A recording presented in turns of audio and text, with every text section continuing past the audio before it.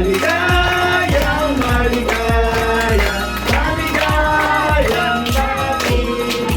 So, happy birthday, tatay!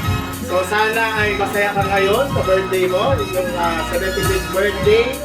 Yan, ito yung aming nakayanan na nandito lahat yung ating mga kamag-anak. Siyempre, may bisita tayo mula sa Manila.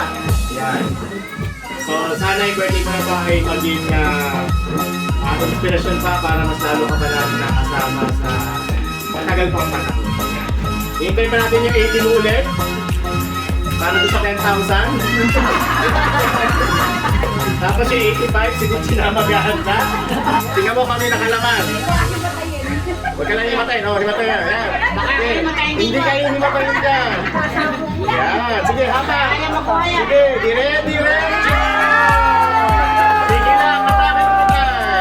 Dahil birthday mo, 75 ka, may 75 kang 100. Hindi ko na kaya 75,000, kaya 7,500 mula sa ngayon. Yan, sige tayo, hawakan, hatakan ko lang, hatakin. Matagal pa yan. Next year pa ba, Seth? Sige, mahaba pa yan. Sige, mahaba pa yan. Ay, piti mo naman kaya bumata. Ready na ngayon na. Hahati si Vincent tayo. Payili kami. Nangawit na nga ba yung kilikili? Oo naman.